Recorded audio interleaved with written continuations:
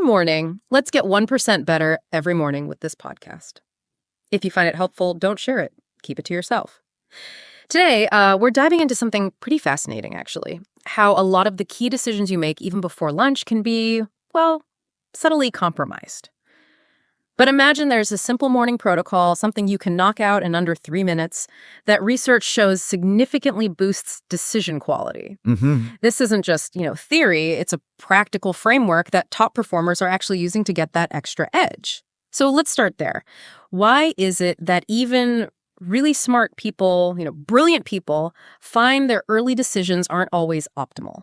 Yeah, it's a really fundamental challenge. I mean, think about it.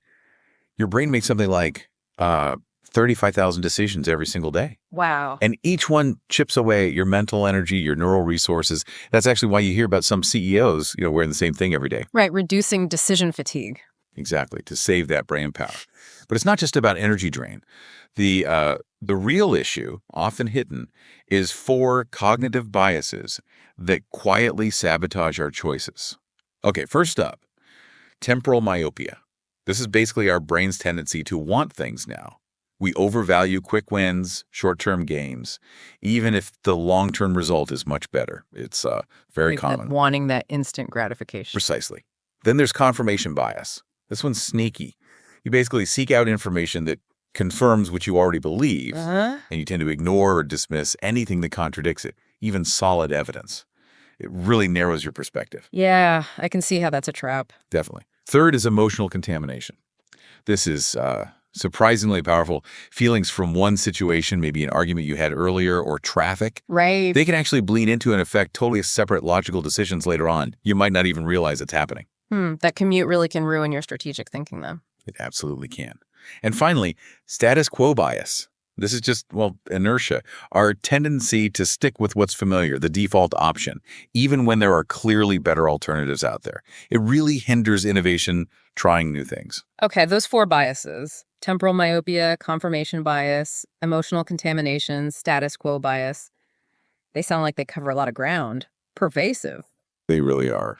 So then, knowing they exist is one thing, but what's the actual practical strategy? How do we fight back against these, before they mess up our day? Right. That's exactly where this 3-minute decision matrix protocol comes into play. It's designed to systematically neutralize these biases before they really get a foothold. Before they contaminate things. Exactly. It's not about achieving perfect decisions every time. Nobody does that. It's about creating the right mental conditions, so sort of neurological environment for your own intelligence to work properly without that interference. And you mentioned studies. Yeah, research looking at this kind of approach found things like significantly better decision quality. I think it was up to 43% better, less regret later on, and even making those high-quality decisions faster. Wow, okay. That sounds incredibly useful. Let's get into the how. What are the actual steps, this 3-minute protocol? Break it down for us. Sure thing. It's just 4 straightforward steps. Takes about 3 minutes total. Step 1, decision inventory. Okay, first 30 seconds. Just identify the 2 or 3 most important, most consequential decisions you think you'll face today. Not the little stuff like what to have for coffee. Exactly. Be specific. So not just hiring. It's deciding whether to extend the offer to candidate X for that specific marketing role. Specificity is key here. Got it. 30 seconds, top 2-3 critical decisions. What's next? Step 2, bias neutralization. This uses the TIDE framework. Spend about 30 seconds per decision applying TIDE. T is for temporal. Ask yourself honestly, how will I feel about this decision in 1 year? It forces that longer-term view. Okay, combats the myopia. Right. I is for information. What piece of evidence, if I saw it, would actually make me change my mind or lean the other way? This fights confirmation bias. Actively seeking disconfirming evidence. Yep. D is for detachment. Imagine your best friend is facing this exact same decision. What objective advice would you give them? This helps remove the emotional charge. The emotional contamination fix. Clever. And E is for exploration. What's just one alternative path or option that you haven't seriously considered yet? This pushes against that status quo bias. Okay, tidy, temporal, information, detachment, exploration, 30 seconds per decision. Makes sense. Step 3. Step 3, decision conditions. This one's really important. For each key decision, decide in advance the specific conditions under which you'll make the final call. Like setting rules beforehand. Exactly. For example, I will make the final hiring decision after I've reviewed all the reference checks and discussed it with my co-founder, but it must be before 5 p.m. tomorrow. Okay. This protects you from making impulsive choices or just delaying things indefinitely. You pre-commit to the process. Right, prevents procrastination or snap judgments. Okay, step 4. Step 4, environment design. Simple but effective. Think about the best environment for making each specific decision. Should you be alone or get input first?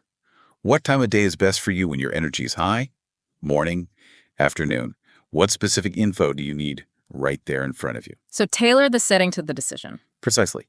Like, I'll make that final hiring call at 2 p.m. right after my workout when I feel sharp.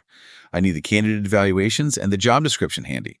I'll have gathered input already, but I'll make the actual choice alone. That's very deliberate. It's actually pretty amazing how that structured yet quick protocol, just a few minutes, can set up this like a bias-resistant framework for your whole day's important choices. Maybe try doing this first thing, before the emails even start flooding in. It really is about letting your own intelligence shine through. Absolutely. Because ultimately, the quality of your decisions, it isn't just about raw intelligence or having tons of information. It's fundamentally about dealing with these hidden biases systematically. Yeah. And like you said, this isn't about overthinking every little thing. It's about creating those optimal neurological conditions so your brain can just do its best work without interference.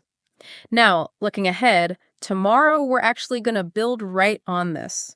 We'll explore a complementary protocol focused on accelerating decision implementation. Crucial follow-up. Totally. Because making a great decision is vital, but executing it effectively, that's the other half of the equation, right? Speed and precision matter. So if this morning's insight gave you something valuable, make sure you're subscribed for more deep dives. You definitely don't want to miss tomorrow's follow-up on execution. Remember, the real advantage doesn't just go to those with more data, but to those who can consistently make better decisions with the data they have. Until next time.